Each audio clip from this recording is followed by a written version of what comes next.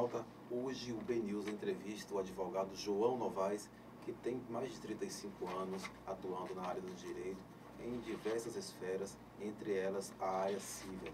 E hoje a gente conversa aqui sobre o imbróglio judicial envolvendo a propriedade de uma fazenda no oeste da Bahia, no município de Formosa do Rio Preto.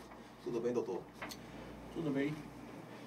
Bom dia a todos, bom dia aos assinantes do BNews, né? O antigo Bocão News. Vamos aos esclarecimentos. Então, doutor, a gente queria saber, logo de início, como é que se deu esse impasse jurídico? É um processo que se arrasta há quase 30 anos, somente no final agora de 2018 que houve uma sentença de primeiro grau, meio que decidindo a propriedade da fazenda São José. Explique pra gente como foi que começou esse impasse judicial, por favor. Pois não, veja bem, isso já se desenrola desde o ano de 1990, quando o seu Zé Walter, lá atrás, 28 anos atrás, reivindicou suas áreas de terra, 300 mil hectares, adquiridos de forma legal, limpa, honrada, séria, reta, em mãos do senhor Delfino. Ele adquiriu suas terras, os seus direitos hereditários e tomou posse de suas terras e começou a cuidar delas, entendeu? Respeitando, inclusive, as partes de áreas verdes, que tem que ser respeitada naquelas proporções que o IBAMA pede, que o INEMA pede, que todos esses órgãos pedem. Ele sempre acatou e respeitou tudo isso. Ele só plantou onde poderia ser plantado e não explorou toda a área, porque era uma área muito grande e ele não tinha capital para isso. Sim. Essa propriedade dele foi alvo de falsificação de documentos, grilagem de terra. Isso já foi resolvido no âmbito jurídico? Infelizmente ainda não, mas estamos já do meio para o fim. O que é que ocorreu? Um lote de grileiros no oeste da Bahia, vendo que ali era um local bom para o plantio de soja, montaram uma escritura, montaram um inventário fraudulento de uma pessoa morta em 1890. Eles trazem essa pessoa, revivem a pessoa, o senhor Suzano, direi o nome dele aqui completo, revivem o senhor Suzano, que deixou 18 léguas, 3 léguas, 18 quilômetros mais ou menos de terra.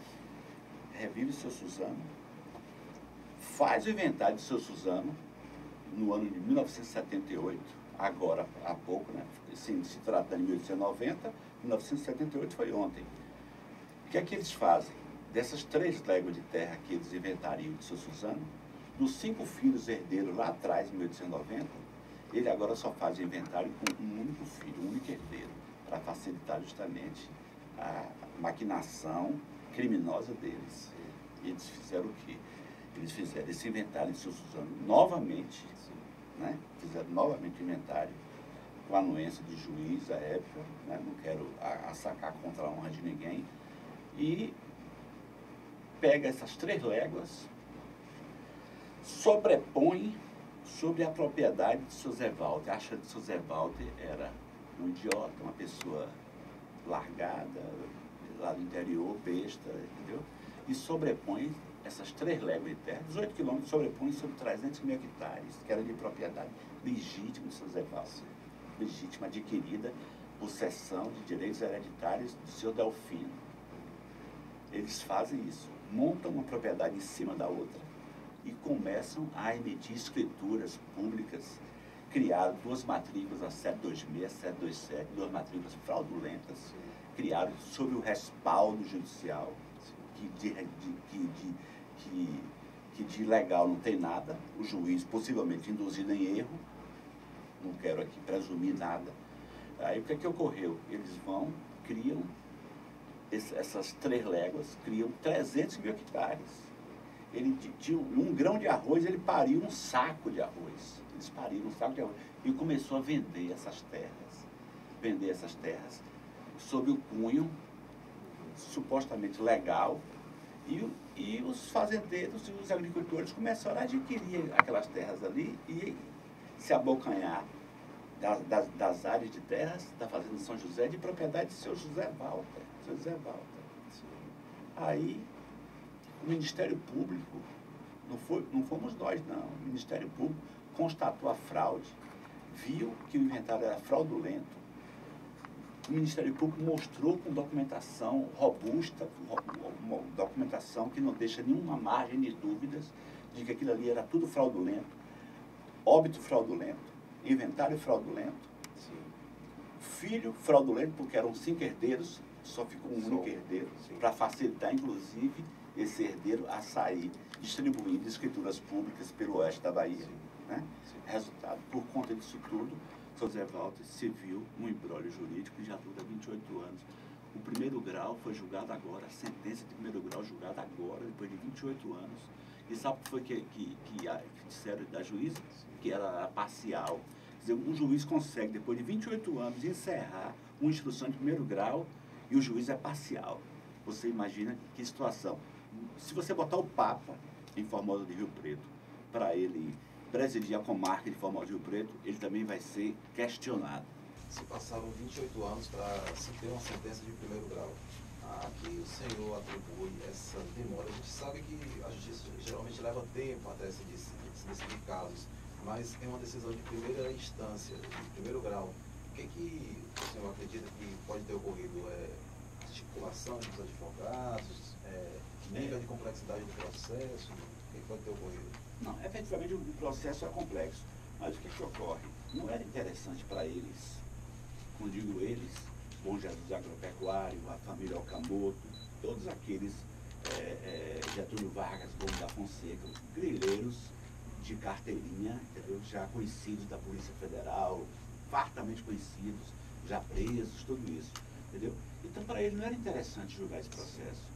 O que eles queriam, o quê? Ficar procrastinando, empurrando o processo, empurrando, vindo discutir no segundo grau, impetrados 50 mandatos de segurança.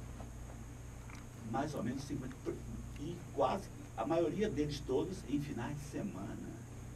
O que é imoral, você impetrar mandato de segurança em finais de semana, em plantão judiciário, e ainda achava quem desse liminares. Não quero dizer que graciosas.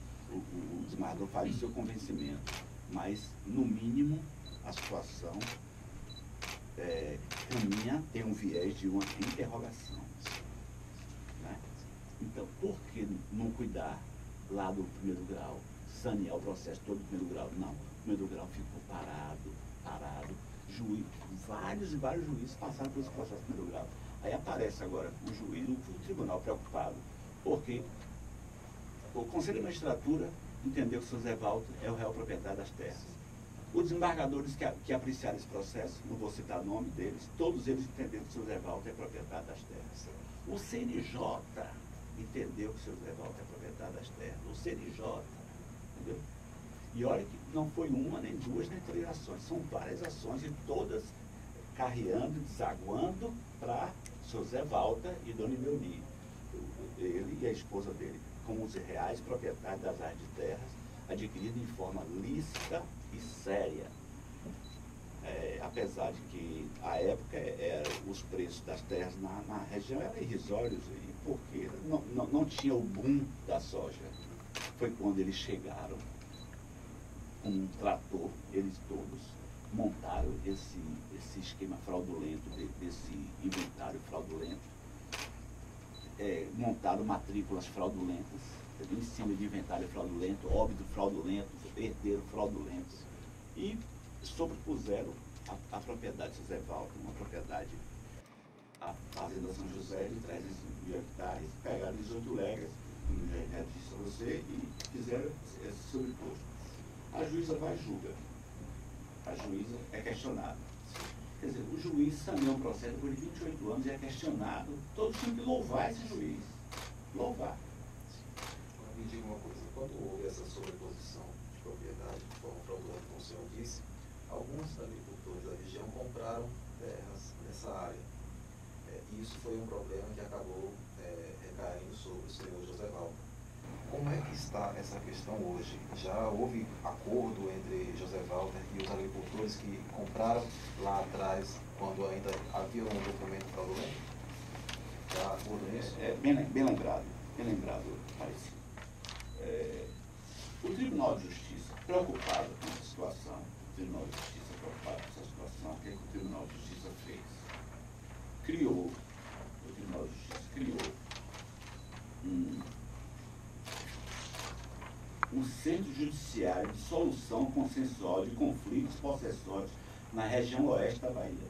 Um ato do Tribunal de Justiça do dia 17 de abril de 2017. O Tribunal de Justiça, à época, a desembargadora Maria do Socorro, Barreto Santiago, ela, preocupada com isso, criou esse centro de mediação dessas terras do oeste da Bahia, que já vinha se arrastando há anos e anos e anos e anos. E nomeou para isso o doutor Márcio Reinaldo Miranda Braga, que é corregedor das comarcas do interior, para ele mediar essa situação.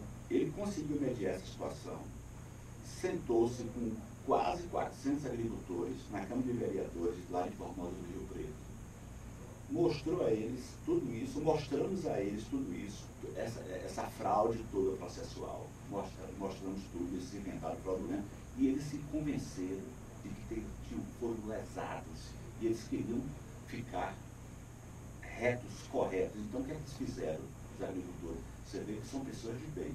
Não, vamos agora resolver com o seu Zé Walter. O seu Zé Walter é que ele vai nos dar nosso título de propriedade, para a gente regularizar junto aos bancos. Porque nos bancos nós estamos todos irregulares, com escrituras falsas. O Zé Walter vai regularizar nossas vidas. E aí passou-se a fazer esse tipo de coisa. E por conta disso, o Zé Walter tinha que ser ressarcido, porque a terra dele, e não é de agora, não, é de muitos e muitos anos atrás. Aí eles começaram a parcelar o pagamento. Nós parcelamos esse centro de solução de consensual de conflitos possessórios. Nós parcelamos isso em 6 anos. O José Walter aqui cedeu em 6 anos para eles ir pagando com a produção. À medida que eles fossem produzindo e colhendo a soja, eles iam pagando de uma forma suave, paulatina, tranquila, sem que isso pudesse comprometer a renda deles, nem os financiamentos que eles tinham perante os bancos. E outra coisa, além desse centro implantado pelo Tribunal de Justiça, houve apoio de outras nacionalidades, outras articulações que pudessem ajudar na solução desse conflito? Sim. Aí, nessa situação, houve apoio do Tribunal de Justiça, o governador Rui Costa, sensibilizado com a situação, nomeou o Ângelo Coronel, presidente da Assembleia Legislativa à época, o doutor Adailto Maturino dos Santos, cônsul da Guiné-Bissau, que é um dos mediadores dessa situação. Foram pessoas importantíssimas. Corregedor Márcio Braga, Ângelo Coronel, presidente da Assembleia, doutor Adailto Maturino dos Santos, Ministério Público do Estado da Bahia, que mandou seu representante legal para lá. Mandou representante legal, o Ministério da Justiça. O Ministério Público da Bahia, melhor dizendo. Então, todas as situações estavam representadas naquela assentada lá, em 17 de abril de 2017, na Câmara de Vereadores de Formosa do Rio Preto. O presidente da Câmara de Vereadores se encontrava no local, que é conhecedor da situação na região. O presidente da Câmara e vários vereadores cedeu o espaço para fazer esse acordo. E foi feito esse acordo, todos assinaram, botaram o CPF, rubricaram e concordaram com essa ata de conciliação, que ela foi homologada, essa ata de conciliação foi homologada pela Corregedoria do Tribunal de Justiça. Então deu um cunho de legalidade e todos eles saíram de lá satisfeitíssimos. Um ou outro houve um ruído, trincou alguma coisa, mas a grande maioria deles todos lá, excetuando a agropecuária de Bom Jesus. Foi porque ela que engendrou esse inventário fraudulento lá atrás. Foi esse Davi Sezoc, né? O que que eles fizeram? Para você, olha, você vai ficar boquiaberto. O que eles fizeram? Eles pegaram a área de terra, que não eram dele, era do seu Zé Valdo. Pegaram essa área de terra, onde eles sobrepuseram a área de terra com aquelas 3 léguas.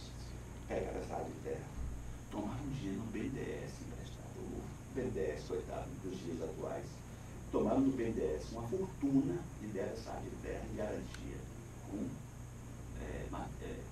escritura pública falsa, deram em garantia no BNDES. O BNDES, passado o tempo da carência, eles não pagaram. O BNDES pegou essa área de terra, levou à praça, sabe quem arrematou? Eles próprios. Quer dizer, isso é um negócio, é uma brincadeira com dinheiro público. São criminosos, são pessoas que não têm o menor escrúpulo, Quer dizer, eles tomaram dinheiro do BNDES, não pagaram o BNDES, deixaram o BNDES levar a praça e eles próprios arremataram. Quer dizer, aí ele legalizou novamente. Bom, aí ficou supostamente legalizada a área de terra. Quer dizer, tudo isso em cima daquele inventário fraudulento, né? Aquele famigerado inventário fraudulento lá de trás, em 1978. Quer dizer, o que é que eles fizeram? Até com verba federal do pobre do BNDES, que financiou vários países aqui da América do Sul, o BNDES também envolvido nessa situação. Diga uma coisa, doutor. Nessa decisão da juíza Marifalda Moutinho, que concedeu a propriedade ao senhor José Valber, há um questionamento da parte que reivindica a área de que o Instituto Chico Mendes não teria sido ouvido nessa decisão, para se tomar essa decisão, porque há uma área de proteção dentro dessas 300 mil hectares. Essa área de preservação, ela tem algum trecho de exploração da produção agrícola ou de fato é preservada? Não, existe a preservação. O seu Zé Valdo tomou esse cuidado, não só ele, como seu filho Joilson Gonçalves Dias, como o doutor Adailton Marcelino dos Santos, cônsul da Guiné-Bissau, eles todos, juntamente com as pessoas que o cercavam. Entendeu?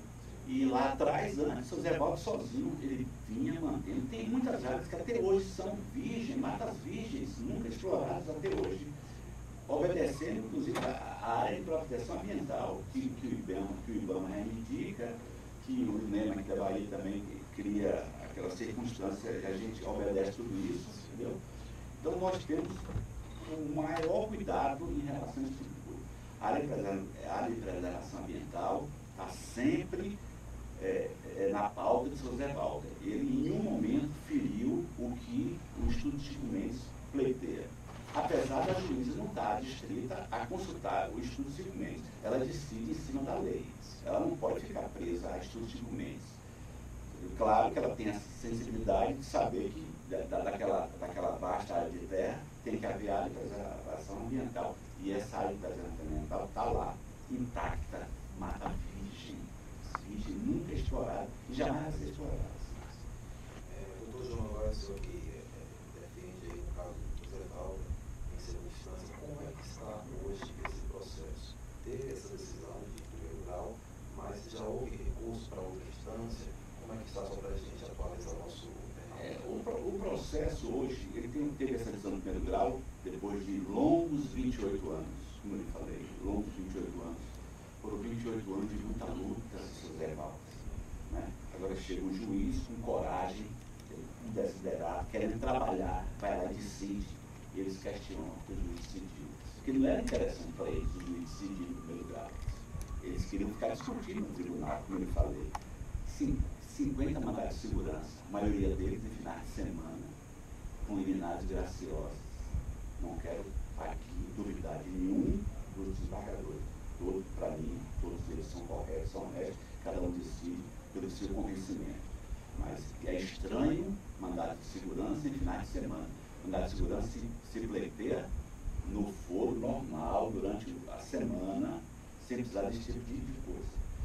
E você me perguntou sobre o que vai ocorrer. Esse processo vai subir para o segundo grau, porque seguramente eles vão apelar da decisão da juíza, né? Eles para se quedarem, para eles entenderem que eles estão errados, eles vão nós ainda temos que lutar muito, porque eles apostam na força do dinheiro. Lá não tem dinheiro, o seu Zé Val está começando a receber alguma coisinha agora, depois de longos e longos, mais de 40 anos, ou mais do que isso, nessas terras. Não, eles, a agropecuária com Jesus mesmo, né? Os Okamotos, os Getúlios, esse pessoal todo, para eles não é interessante acordo nenhum. Eles querem ficar ali, produzindo, exportando para o exterior, produzindo na terra dos outros. Entendeu? São Zé Val, com muita dificuldade, adquiriu suas terras lá atrás, de forma legal, lícita, honrada e séria. Mas eles estão plantando terra de terceiros, terra dos outros. Não paga nada ao real proprietário da terra e exportando para o exterior. E seus bolsos serem entupidos de dinheiro. Entendeu? E aí, questiona o desembargador A, desembargador B, desembargador C, juiz A, juiz B, juiz C. Todos eles são suspeitos. Sabe por quê? Porque ferem os interesses deles. Eles apostam na força do dinheiro. Nós apostamos na força da justiça. Para concluir, eu quero louvar mais uma vez quando o Tribunal de Justiça cria o Centro Judiciário de Solução Consensual de Conflito Processual lá na região oeste, louvar o corregedor Márcio Braga, louvar o presidente da Assembleia Legislativa época, nomeado pelo governador Rui Costa, Ângelo Coronel, louvar o Ministério Público, que mandou representantes, e louvar o doutor Adair Martins Santos, que foi um dos mediadores. E sem ele, claro que ninguém faz nada sozinho, não todos. Foi uma das peças-chave para que isso se desencadeasse dessa forma, entendeu? Não é à toa que ele é um homem hoje de sucesso, uma pessoa, nossa amiga, uma pessoa que tem tudo a nos dar em termos de ajuda para que o seu Zé Val saia vitorioso.